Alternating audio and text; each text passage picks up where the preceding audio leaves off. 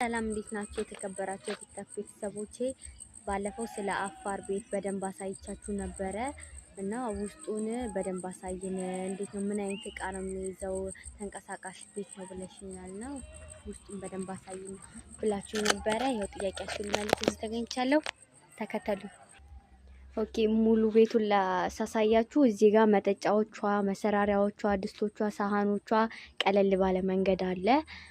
ያው እዚህ ጋር እንደምታዩት እቺ ደግሞ ውሃ መጠጫዋ ወተትና ውሃ የተለያዩ መጠጦችን የምጠጣባቸው ናቸው።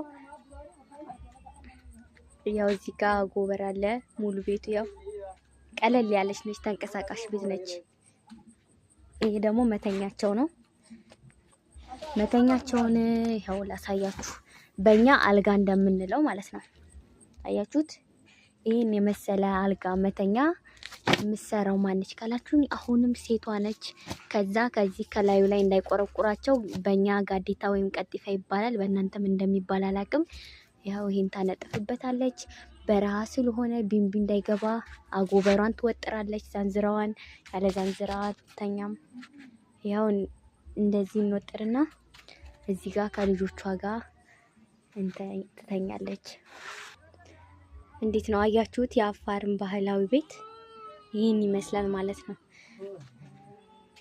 ያው ይሄ ደግሞ ልጅ ስትወልድ ልብሷን የምታጥንበት ነው። ውስጡ ጭስ አርጋ ባህላዊ ጭስ አርጋ ከላይ እንደዚህ እንደምታዩት ልብሱ እንደዚህ ታስረውና በጭሱ ይታጠናል። ባህላዊ ሽቷችን እንደዚህ እናደርጋለን። መውጫው ይኸውና። ያው ስንወጣ እቺን ትመስላለች ቤታችን። ሌላ ደግሞ ስለ አፋር ማሳያችሁ ነገር ቢኖር አፋር በወተት ተዋጽኦቿ እንደምትታወቅ ነግሬያችኋለሁ። ከዛ ያንን ያለበችውን ወተት በአፋርኛ ኮዳ ይባላል። በዚህ እንደዚህ እየገፋች ቅቤና ሬራውን ትለያለች ማለት ነው።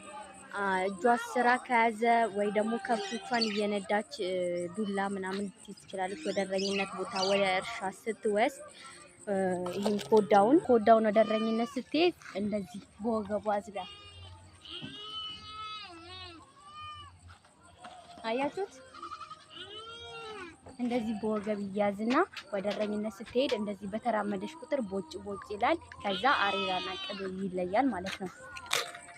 ቅቤና አሬራውን ከለየች በኋላ ቅቤውን ለብቻ ወጥታ ከልጆቿ ጋር ትቀባለች። አሬራውን ወተቱንም ከልጆቿ ጋር ከቤተሰብ ጋር ተሰብስባ ትጠጣለች ማለት ነው። ጥያቄያችሁ እንደተመለሰ ተስፋ